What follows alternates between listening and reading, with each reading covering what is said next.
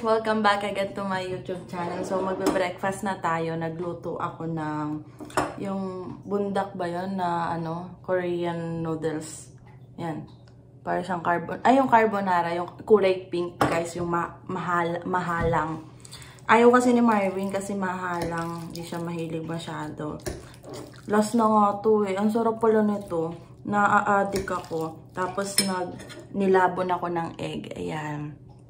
Tapos ininit ko yung gamjatang na tira namin nung kumain kami sa Mapo. Ayan. Pero dalawa to, tig-isa kami ni Marvin dyan. Malaki kasi ayan. Tapos iniin ko pa yung kanin kasi nagsaing ako kanina pagkagising. Tapos hinugasan ko yung mga pinagkainan ko kahapon na yung pack-lunch ko. Kasi nalimutan kong hugasan kagabi kaya ngayon ko lang nahugasan. Nandun kasi siya sa bag ko. Tapos pagkadating ko kagabi kasi si Marvin gising pa. Kasi ang dami niyang inaayos sa mga paperwork sa school. So dumating ako mga 11.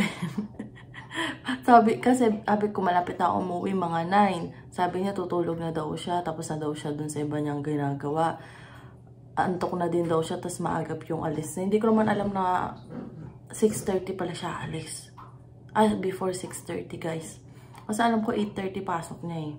Tapos ayun, baka naging 7:30. Hindi ko na natanong kung nabago ba. Kasi pinapaltan-paltan niya yung schedule niya eh. Tapos ayun, pagkadating ko, hindi pa siya nakatulog. Siguro nakatulog na siya mga 12. Ako natulog ako mga 1:30. Alam niyo kung bakit? Kasi nanonood ako nung K-drama na Marry My Husband. Na-addict ako. Nakailang isang episode lang yon. Kaso syempre parang putol-putol sa TikTok. Hinahanap ko pa. Kaya natagal ako. Antok na antok ko pero patuloy pa rin ako pagbabasa ng subtitle eh. Ngayon na lang uli ako nakapanood ng K-drama. Bali na yung kasi yung pinagkakalibangan ko dati nung college ako K-drama. Napupuyat ako isang episode na lang. Umaabot na ako ng alas 5 ng umaga dahil doon. Minsan kasi yung schedule ko ay 12 pa ng tanghali yung pasok ko, ganyan. Kaya parang lakas ng loob ko magpuyat talaga. Tapos yung mga kasama ko sa boarding house, maaagap yun. Lagi silang mga 7 AM, mga ganyan. Ang aagap. So, kakain na ako. Tapos yung Laxlin ko, guys, tingnan nyo. Konti na lang. Super unti na lang, Ayan. Konti na lang siya. Pero meron na akong extra dyan. Kasi bumili nga si Marvin kay Ate Liza yung ka-work niya. Ito. Tapos nang-alarm si Marvin kanina. Parang lang ako, napamulat lang. Pero nakatulog ulit ako kasi antok na antok nga ako. Late na ako natulog. Tapos nagulat na lang ako nung kasi nakakulambo ng kumot. Tapos parang tinanggal ni Marvin, nag-kiss sa akin. Gumanong-ganong pa ako kasi antok pa ako. Tapos nagising ako before 7:30 ata. Or before 8. Tapos sabi niya, buti na lang ba nakaalis agad ako kasi 4 minutes advance daw dumating yung bus niya. Munti ka na naman siyang maiwan daw. Buti na lang. Ayan, lamig ngayon guys. Feels like -13 ata ngayon.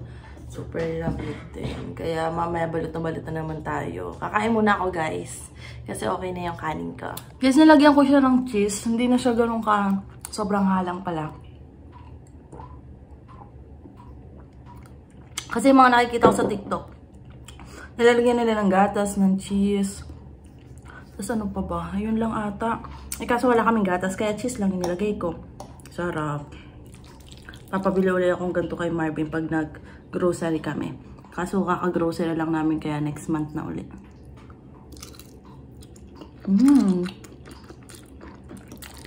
Bilis na naman araw eh.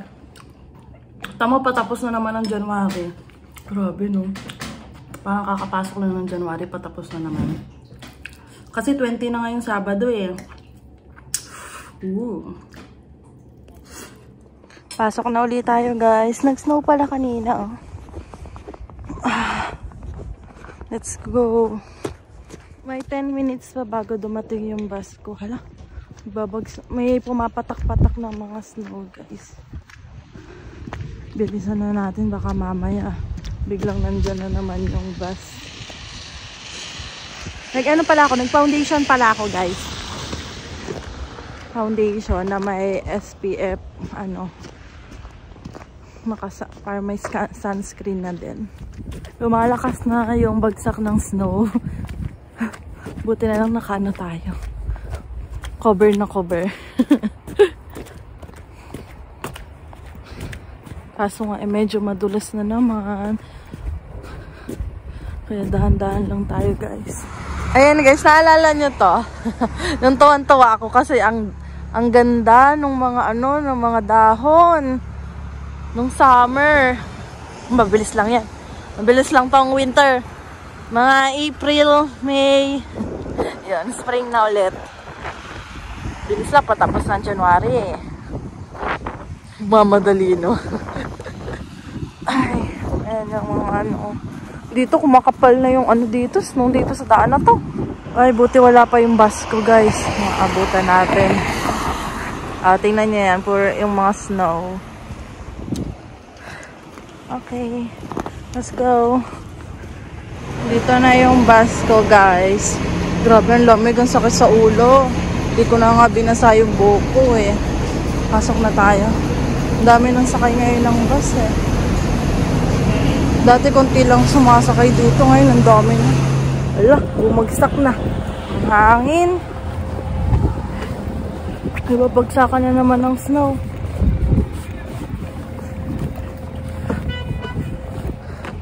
Ay, nag-aaral sila mag-drive ng truck. Lamig, guys. Hindi ko na naisuot ulit yung ano ko, gloves ko. Tinanggal ko kasi kanina, nagpasok ko kanina sa Scarborough Town. Nagpasyal-pasyal lang ako kasi meron pang ano, 40 minutes bago dumating yung box ko. Grabe, ang lamig, no? Dito na tayo, guys, sa work. Balang haba na talaga ng buhok ko. Ayan, ito, natural to. Ayan, hanggang dyan. Pinapahaba ko siya. Magto 2 years kasi itong reband ko na to sa May. 2 years na siya. Kaya pinapahaba ko pa kahit hanggang dito. Hanggang dyan para ano, natural. Hindi naman hanggang dito puputulan ko ang ikli naman. Hindi naman bagay sa akin. Siguro yung ganyang kaikli. Ganyan. Okay na naman. Hindi nakulot yung buhok ko. Bagsak na naman siya, oh. Diba, guys? Gusto ko na magkulay ng buhok. Magpapablend tayo. Papablend. Ano lang, ako lang magkukulay ng buhok ko kung sakali. Ayan. Ang lamig. Grabe. Ang sakit sa ganire. Ang sakit sa ulo kanina. Sa labas ako. Grabe. Ang lamig. Parang hindi ko naman na-experience yung ganyan last year. Ewan ko ba? Hindi ko na maalala kung ano pa yung nangyari last year nung winter. Na-enjoy ko masyado yung panahon hindi ganun kalamig. Ngayon, lamig na naman. Bilis lang yan. Tiis-tiis lang.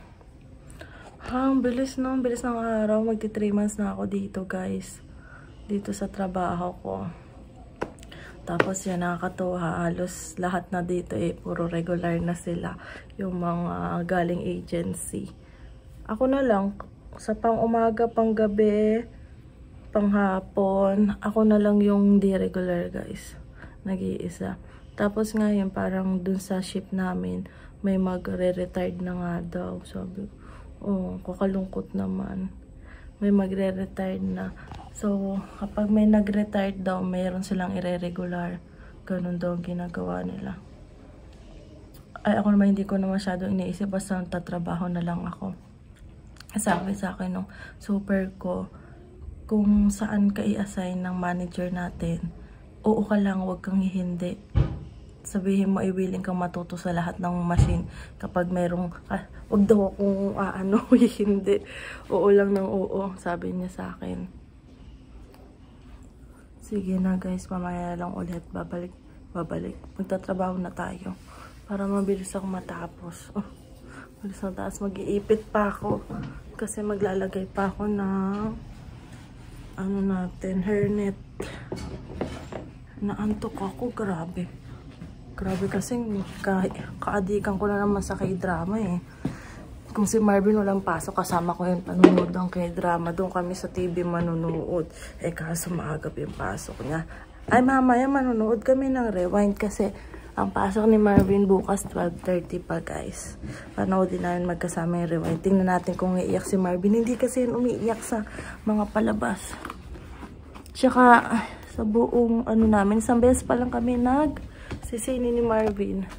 Nung parang first month sa rin namin noon, 2019. Tapos hindi na ulit yung panonood namin ng sine. Ang mahal kasi ng sine sa Pilipinas. Noon. Guys, nandito na ako sa may pinto. Grabe, nilalamig ako kanina sa loob ng sa loob. Kahit may heater, lamig pa rin. Naalala ko pati nung dati, nung sa ako guys, sa Scarborough Town, nung receptionist ako. Ang lamig din, naka-heat-tech na ako nun, naka-turtleneck pa ako nun. Nilalamig talaga ako, gusto kong suotin yung winter jacket ko. Kasi hindi pwede. Meron pala ako nito. Hindi ko alam kung kanino galing. Baka kay Ate Lulu uli. Kasi nagulat ako kanina pagbukas ko ng locker ko. Mayroong laman. Nung nakaraan naman, meron din ako na pagbukas ng locker ko, merong pudding. Tapos nag-text si Ate Lulu galing daw sa kanya. Tapos kahapon naman, binigyan naman ako ng isang katrabaho. Nag-bake daw kasi siya. Sarap. Inuwihan ko si Marvin kasi bali 4 na piraso yun. Ito kakainin namin to ni Marvin mamaya. Ay! Mag-ano pala si Marvin ng popcorn namin kasi may popcorn pa sa bahay. Ano yun yung popcorn? Tanggalin ko ang ipit ko at sumasabit talaga. Manonood kami ng yung Rewind guys ni Marian Rivera at ni Dingdong Dantes. Riko. Ayan, ayusin ko yung bonnet ko at baka sumakit na naman kasi kagabi nung lumabas ako. Ang sakit. Hindi ako nakapag-bonnet diyan sa labas. Ang sakit ng ganito ko. Grabe, sakit. Sabi ko, hindi pwedeng lalabas ako ng walang bonnet talaga. Ay, nako. Update ko na lang ulit kayo mamaya, guys. Lamig, guys. Pagdating na yung bus namin. Kaya, may na hangin. Ang lamig. Ay. Yay! Ang cute maglaro pag ganito. Pag hindi matigas ang snow. Lamig pa. Hindi natin yung name ng kapatid ko. Yung puso ko. Sharpie. Siya. Ayun lang. Pag dun sa may bahay. Dito na tayo guys sa Scarborough Town. Ang lamig. Medyo inaantok na rin ako Si Marvin di na sumasagot. Baka hindi na kami manood ng movie. Baka tulog na yun kasi ang agap na niyang gumising kanina guys. Ayan na yung bus ko. Bali 9 minutes. Ay 6 minutes ako naghintay guys. Lamig. Oh my god. Dito tayo. Buti umalis agad guys. Pagkapasok-pasok ko, umalis agad. Bali 4 lang naman kami sakay dito. Ngayon. Ang lamig, grabe. Inaano ko yung kamay ko, parang maninigas Ayan, nakababa na tayo. Dito sa may kanto, nagpapala sila ngayon. Inaano nila yung kanilang parking. Natanggalan ng snow. Lamig. Ay, nakabuhay natin. Malapit na naman. Malapit na tayo makauwi. Gusto ko nang humiga. At magkumot ng makapal. Oh my god, humahangin itong masama Yung humahangin guys. Mukha lang maganda yung snow. Pero hindi siya nakakatuwa. Ay, nakauwi rin tayo guys. Okay, saan natin at super lamig. Guys, nandito tayo. Dito na ako sa bahay. Ito na yung popcorn. Last na to, Ben, no? Mura lang naman yan. $1. Bila mo ulit akong ganito, Bakit? Wala, pag mag-movie, para may stock tayo dyan. Yan. Sarap to, guys, Okay, start na. Ay, manonood na kami ng Rewind. Yay! Ayan na, guys. Ayan. Nakatulog, sorry Bobo. Ayan na yung popcorn, guys. Nood na tayo. Movie time. Ayaw. Okay na yan. Kahit sa laptop na lang natin pakinggan. Rinig naman kahit papaano eh. Mura kasi ako pa yung laptop eh. Good morning guys. Hindi na ako nakapag-update sa inyo kagabi dahil pagkatapos namin manood ng Rewind, nakatulog na talaga ako. Kasi namamaga yung mata ko. Pero sa totoo lang, hindi siya ganun ka, talaga, nakakaiyak. Kasi ang dami rin nagpo-post noon before namin panoodin na hindi daw ako nakakaiyak, ganyan. Kaya nagtataka daw sila bakit daw ang daming umiiyak, ganto ganyan. Tapos yung kapatid ko hindi umiyak eh. Tapos sabi niya, si Papa daw umiyak. Tapos sabi niya ulitin daw niya yung manood ng Rewind. Bakit hindi daw siya naiyak. Tapos kagabi, pinapanood namin siya. Parang wala lang. Yung start. Kasi parang yung yung kwento, parang binalik ka lang, parang iyon pa rin yung nangyari, may binago lang ng konti. Tapos parang ang bilis, parang nakakabitin. Tapos ayun, may part lang doon na umiyak talaga ako kasi nakarelate ako. Yun lang siguro yung part na umiiyak yung iba na todo iyak kasi meron silang mga bagay na hindi nagawa. Tapos pinagsisihan nila. Lalo na yung mga panahong nawala na sa kanila yung taong mahal nila. Yung mga ganun. 'Di ba? Tapos yung pagdating sa pagpapatawad, ganyan. So, parang parang 3 scene ata doon na talagang iyak na iyak ako. 'Di ba last year kasi ang daming nangyari. Like, si Papa na ospital, namatay yung lola ko, namatay yung tito ko. Tapos may ibang mga part doon na naalala ko, mga past na nangyari. So, yung habang pinapanood ko yon hindi ako umiimik talaga. Hindi talaga ako umiimik, tapos umiiyak na ako. Tapos sabi ni Marvin, hinahawakan ni Marvin yung mukha ko habang nanonood siya. Tapos niya na tumutulo na yung luha ko. Tapos sabi niya, okay ka lang, okay ka lang. Okay lang ako, sabi kong ganyan. Tapos hinayaan niya na uli ako manood. Dire-diretso kami panunood ng Rewind. Tapos inaano niya talaga ako, okay ka lang ba? Sabi niya ganon. Okay lang ako. Gumaganon lang ako. Basta inaano ko lang. Tapos yung part na talagang bumagsak na si Ding Dong Dantes na wala na talaga siya. Ayun.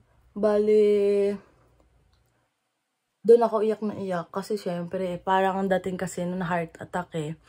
Syempre, naalala ko yung papa ko nung panahong nangyari yun. Nung 2019, nung na-heart attack si Papa. Kaya parang second life na niya to. Diba? Pinagbigyan. Kaya dapat sulitin talaga. Kaya kami, lalo si Mama Aida, Papa Mike, may edad na rin. Kaya binibigay talaga namin yung best namin ni Marvin para maging okay talaga kami dito sa Canada. Para dumating na din yung araw na makabawi kami sa parents namin. Siyempre magkakaiba naman tayo eh. May mga iba na kahit may kaya yung parents nila, hindi rin sila bumabawi, parang focus lang sila sa sarili nila. Kanya-kanya naman tayo eh. Pero yung sa amin kasi ni Marvin, kami sa magulang, mas gusto namin makabawi, lalo na nagkakaedad na, diba?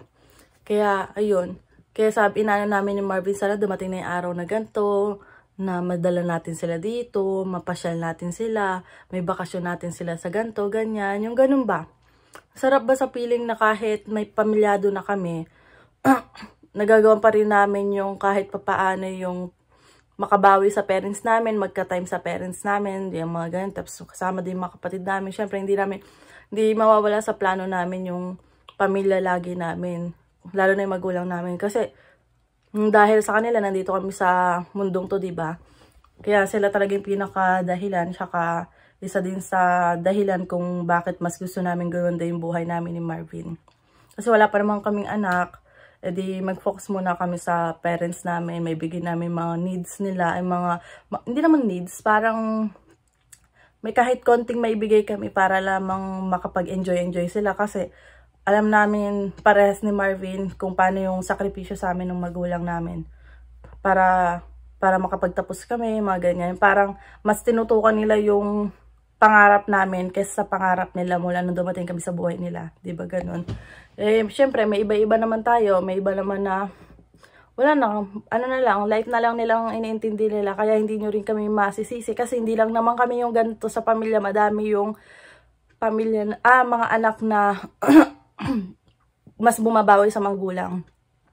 Tapos, naalala ko yung sinabi sa akin ng kaibigan ko kung bakit, may nakawita sa akin kung bakit, basta merong kasing isang tao na talagang parang niniwala sa akin na halos lahat parang hindi naniniwala. Tapos maganda talaga yung katayo niya sa buhay. Mataas yung posisyon niya, mga ganyan-ganyan. Hindi ako tulad ng iba, hindi ako ganun katalino, pero ano ako sa sarili ko na pursigito ako sa makuha yung mga bagay na gusto ko, lalo na para sa pamilya ko. Tapos yun yung nagustuhan sa akin ng tao na yun, na yung determinado daw ako sa mga bagay, lalo na lagi ko inuuna yung pamilya ko, lagi nasa isip pamilya ko.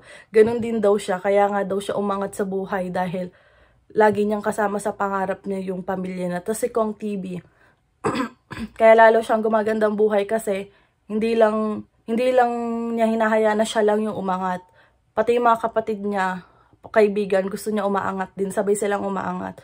Yun yung maganda yung parang sabay mo silang hihilahin pataas. Hindi yung ikaw lang.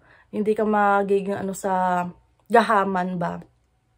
Siyempre wala ka din diyan kundi din dahil dun sa ibang mga sumuporta sa'yo, mga nandyan para sa'yo, ba diba?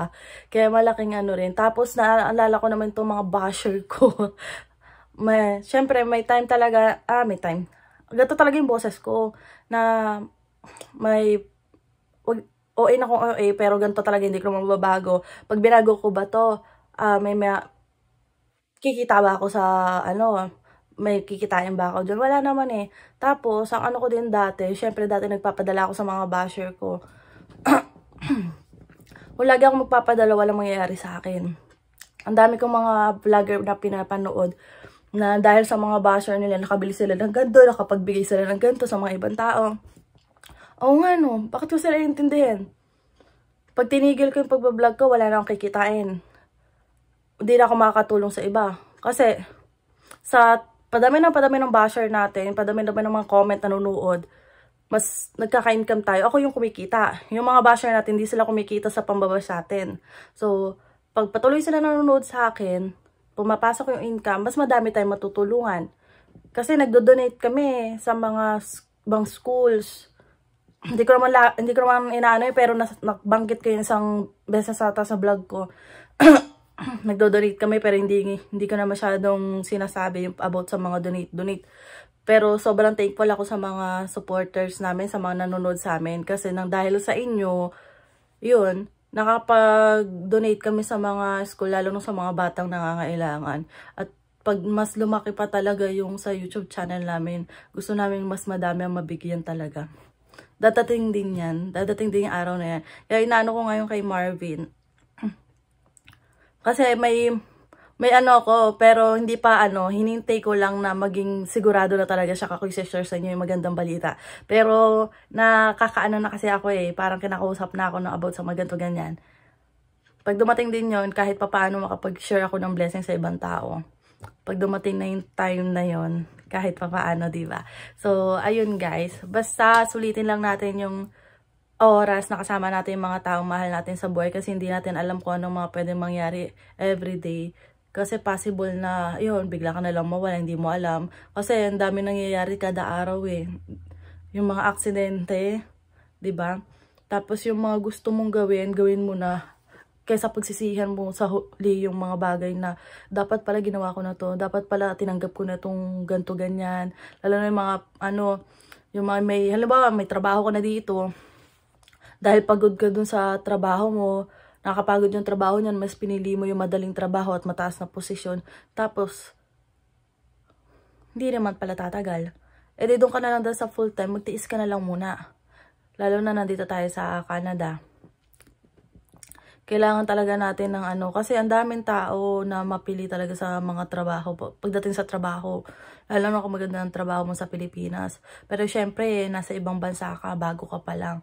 Nagsisimula ka pa lang. Dapat, lang muna, kung ano muna yung nandyan, muna. Kasi ang dami kong mga tinanggihan na full-time last year, di ba ang tagal, bago ako nagka full-time, parang 9 months, 8 months ata ako noon. Bago ako nagka full-time, kasi mas kinukuha ko yung mga part-time, tapos yung, ang dami kong part-time, may nag-offer na ng full-time, hindi ko maano, kasi hindi ko tinatanggap, kasi hinihintay ko na mabigyan talaga ako ng full-time dito sa trabahong ito. Kasi ito na nahiya akong umayaw kasi ni-refer ako, ganyan. Hindi, mas isipin mo na lang pala talaga yung pagdating na sa ganyan, yung mas makakabuti sa iyo. Kasi ang hirap naman lagi kang umaasa sa bagay na wala naman talaga. Yan lagi ko inaano sa mga dating kong trabaho. Umaasa ako na mabibigyan ako ng full time, pero wala talaga. Ang dami kong tinanggihan na, doon sa, yung, mga work ko puro part-time. Tagal kong iniintay, hindi ako nabigyan ng full-time talaga. So, ang daming mga work na full-time work na hindi ko nakuha. So, ayun guys. Kaya, papaalam na ako dahil papasok na rin tayo sa trabaho. Maliligo na ako. So, don't forget to like and subscribe sa YouTube channel namin ni Marvin. Basta patuloy lang tayo sa mga ginagawa natin sa buhay. Dapat laging happy. Happy lang. Dapat ina-enjoy mo bawat araw. Bawat gising mo. Kasi everyday, everyday pag-asa yan. Madami kang pwedeng baguhin sa buhay mo. Pero syempre nasa sa iyo yun kung paano mo papatakbuhin yung buhay mo. Kung gusto mo na magulong buhay, choice mo yan, di ba? Nasa iyo yan. Hindi yung kasalanan ng ibang tao dahil ikaw yung pumipili ng desisyon na para sa sarili mo, di ba? So, ayun lang guys. Papaalam na ako. Bye!